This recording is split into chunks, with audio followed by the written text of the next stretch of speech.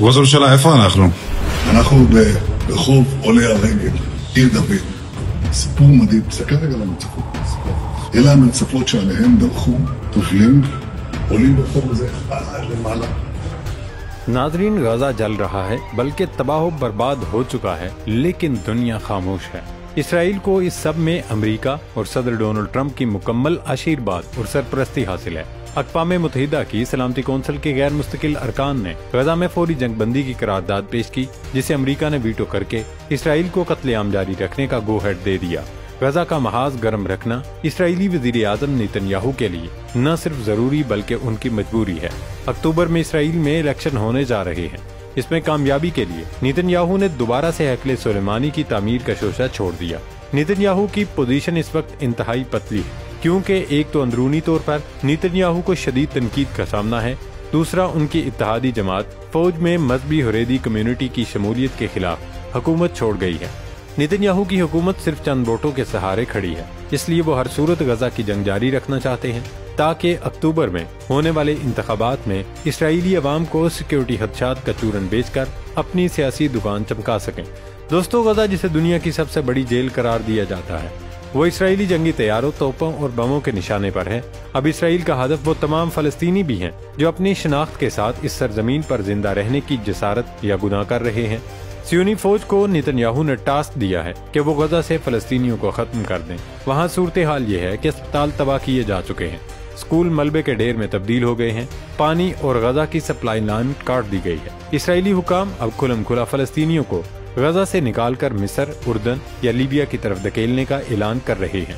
सवाल ये है कि जानी, माली और हर किस्म की कुर्बानी देने, आजमाइशों का सामना करने के बावजूद फलस्तीनी आखिर क्यों अपनी सरजमीन छोड़ने को तैयार नहीं है? इसकी वजह है मुसलमानों का किबला अव्वल मस्जिद अक्सा। ये वो मुकाम जिसे इस्लाम का तीसरा मुकद्दस तरीन मुकाम कहा जाता है। इस पर आलमी ताकतें सदियों से कब्जे और कंट्रोल का ख्वाब देखती आई हैं, मगर अब मामला सिर्फ जमीन के एक टुकड़े का नहीं रहा। ये एक ऐसे अकीदे, कौम और तहजीब के मुकम्मल इनकार की कहानी बन चुका है। सवाल ये नहीं कि इसराइल हैकल तामीर करना चाहता है, सवाल ये है कि वो ये सब कुछ किसकी मदद से, किस कीमत पर और किस मकसद के लिए करना चाहता है। क्या ये महज एक इमारत की याद ताज़ा करने की ख्वाहिश है या एक नया आलमी निज़ाम तरतीब देने की कोशिश की जा रही है? सबसे बढ़कर अहम तरीन सवाल ये है, क्या थर्ड टेम्पल की तामीर वाकई एक मजहबी ख्वाब है या एक सियासी हथियार? नाजरीन, गुज़श्ता हफ्ते पीर 26 मई को इसराइल ने योम यरूशलम मनाया। ये वो दिन है जब इसराइल ने 1967 की जंग के बाद मशरकी यरूशलम और मगरबी किनारे पर कब्जा किया था। इस दिन की तकरीबात में इंतहा पसंद सियोनी और इसराइली सड़कों पर निकल कर अरबों बिलखसूस फलस्तीनियों को हरासा करते रहे, छेड़ते रहे और नारे लगाते रहे। इसराइली कौमी सलामती के वजीर और इंतहा पसंद रहनुमा बिन गवीर की मौजूदगी और उनकी हिमायत से इसराइली हुजूम मुसलमानों के इलाके पर चढ़ दौड़ा। अरबों के खिलाफ नफरत अंगेज और नस्ल परस्त नारे लगाए और तो और मुसलमानों की मुकद्दस शख्सियात की शान में गुस्ताखी भी की गई। अफसोसनाक बात यह कि ये सारा गनौना एहतजाज सियोनी पुलिस की सरपरस्ती में किया गया। अब अगर रद्द अमल में बेचारे मुसलमान पत्थर फेंकते तो फिर उनकी बस्तियों पर पुलिस चढ़ दौड़ती और फिर पूरी दुनिया शिद्दत पसंदी और इंतहा पसंदी के नारे बुलंद करने लगती।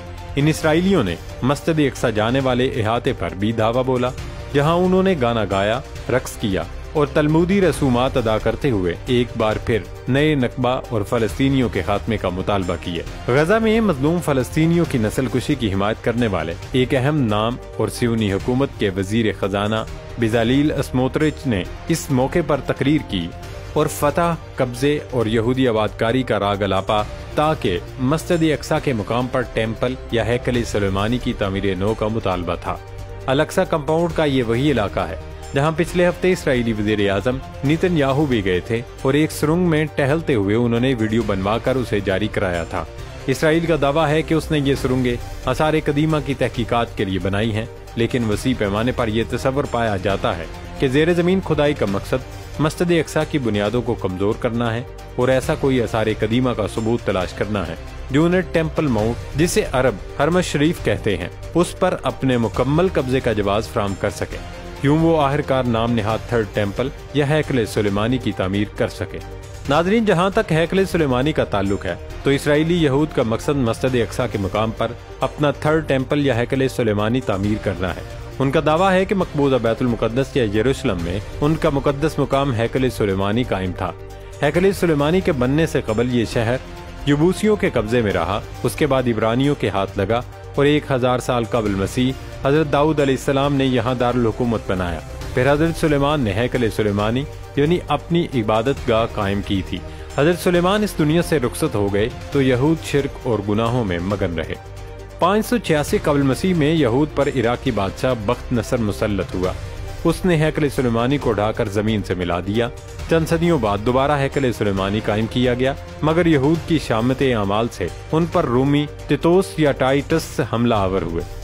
اس نے ہیکل سلیمانی سمیت سارا شہر برباد کر دیا اور یہودیوں کو جلا وطن کر دیا۔ پھر امت مسلمہ یا بنو اسماعیل نے اس جگہ ایک عظیم الشان مسجد اقصی بنائی، جو اسلام کے ابتدائی زمانے میں مسلمانوں کا قبلہ بھی رہی۔ یہ سینکڑوں سال مسلمانوں کے قبضے میں رہا۔ اب ایک بار پھر یہودی بیت المقدس کو بزور بازو ہیکل بنانا چاہتے ہیں۔ ان کے مذہبی نظریے کے مطابق ان کا خیال ہے کہ ہمارا مسیحا یعنی دجال آئے گا، یہ اسرائیلی ریاست قائم کرے گا اور یروشلم سے پوری دنیا پر حکومت کریں گے۔ 1919 میں پہلا یہودی قافلہ لندن، پیرس، برلن اور نیو یارک جیسے رنگ برنگے شہروں کو چھوڑ کر حیفا اور تل ابیب کے ریگستان میں جا کر آباد ہوا۔ مغرب کے رنگین زندگی چھوڑ کر یہ یہودی تل ابیب اور حیفا کے ریگستان میں سائنس، ٹیکنالوجی اور عیش و عشرت کے لیے نہیں آباد ہوئے، بلکہ ان کے خیال کے مطابق یہاں ان کا مسیحا آئے گا، ریاست اسرائیل قائم کرے گا، یہ ساری دنیا پر حکمرانی کرے گا اور بیت المقدس کی جگہ ہیکل سلیمانی بنائے گا۔ ناظرین، اس وقت $1 ملین سوال یہ ہے کہ یہودیوں کے لیے نئے ہیکل یا تھرڈ ٹیمپل کی تعمیر کیوں ضروری ہے۔ بعض یہود مذہبی دھڑوں میں یہ غالب سوچ پائی جاتی ہے کہ مسیحا کی آمد کو یقینی بنانے کے لیے تھرڈ ٹیمپل تعمیر کیا جانا چاہیے۔ یہ مسیحا ممکنہ طور پر یہودی بالادستی کے ایک نہ ختم ہونے والے سنہری دور کا آغاز کرے گا، جس میں دیگر تمام قومیں ان کی مرضی کے تابع ہو جائیں گی، لیکن اس کے لیے پہلے مسجد اقصی کو منہدم کرنا ہوگا۔ یہی وجہ ہے کہ اسرائیلی وزیر اعظم نیتن مسجد اقصی کے نیچے سرنگ میں کھڑے ہو کر پیغام دے رہے ہیں کہ ہم نے کھدائی کا کام شروع کر دیا ہے۔ اگر کسی دن مسجد اقصی گر جائے تو اسے کھدائی کے دوران ہونے والے نقصان کا نام دیا جائے گا۔ ماضی میں اسرائیل کی جانب سے کبھی کبھار مسجد اقصی کی بے حرمتی کی جاتی تھی، ورنہ یہودیوں کے اقصی کمپاؤنڈ میں داخلے کے بعد مسجد کی طرف جانا ممنوع تھا۔ لیکن اب روزانہ کی بنیاد پر نہ صرف مسجد اقصی کی بے حرمتی کی جا رہی ہے، بلکہ اسے تباہ کرنے اور تھرڈ ٹیمپل کی تعمیر نو کے مطالبے بھی کیے جا رہے ہیں۔ اسرائیلی فوج میں شامل سپاہی بغیر کسی روک ٹوک کے اپنی وردیوں پر تھرڈ ٹیمپل کے بیج لگاتے ہیں اور اپنی فوجی گاڑیوں پر الاقصی کی فتح کا اعلان کرنے والے بینرز آویزاں کرتے ہیں۔ خوفناک صورتحال یہ ہے کہ ان سیونی انتہا پسندوں کو امریکی مسیحیوں کی حمایت بھی حاصل ہے، جو اپنے مذہبی عقائد کے مطابق مسیحا کی آمد کے پیش خیمہ کے طور پر ہیکل کی تعمیر نو کا خیر مقدم کرتے ہیں۔ حالانکہ مسیحیوں کا عقیدہ ہے کہ جب مسیحا آئے گا تو وہ یہودیوں سے بھی جنگ کرے گا، لیکن اس کے باوجود مسلم دشمنی کے پیش نظر یہ دونوں ایک ہی صف میں کھڑے ہیں۔ ناظرین، مسجد اقصی کا معاملہ صرف غزہ، فلسطین، فلسطینیوں یا عربوں کا نہیں، یہ پوری امت مسلمہ کا مسئلہ ہے۔ اسرائیل نے امت پر حملہ کیا ہے، لہٰذا اب ضروری بلکہ ناگزیر ہو چکا ہے کہ امت مسلمہ بن کر سیونی ریاست کو سبق سکھایا جائے۔ آج جب اسرائیل کھلے عام مسجد اقصی کی بنیادیں کھود رہا ہے، جب غزہ کو مٹا کر فلسطینیوں کو دربدر کرنے کی سازشیں عالمی اداروں کی ناک کے نیچے ہو رہی ہیں، جب مذہب کے نام پر ایک سیاسی اور جغرافیائی نقشہ اثر نو ترتیب دیا جا رہا ہے، تو سوال یہ ہے کہ دنیا کب تک خاموش رہے گی؟ اور کیا امت مسلمہ صرف قراردادوں اور تعزیتی بیانات پر اکتفا کرتی رہے گی؟ اس وقت ضروری ہو چکا ہے کہ عرب ملک اکٹھے ہو کر سنجیدگی سے القدس فورس پر کام کریں، اور مسلم ملکوں میں بھی اتنی غیرت و اہمیت ہے کہ وہ القدس کا دفاع کر سکے۔ پوری دنیا نے دیکھا کیسے پاکستان کی افواج نے اپنے سے کئی گنا بڑے دشمن بھارت کا غرور خاک میں ملایا، ایسے ہی جب پاکستان، ترکیہ، مصر سمیت باقی مسلمان ملکوں کی فوج اکٹھی ہوگی تو وہ نہ صرف اسرائیل بلکہ امریکہ کو بھی جواب دینے کی صلاحیت اور اہلیت کے حامل ہوگی۔ اللہ پاک عالم اسلام کو یہود و ہنود کی سازشوں سے محفوظ رکھے، آمین۔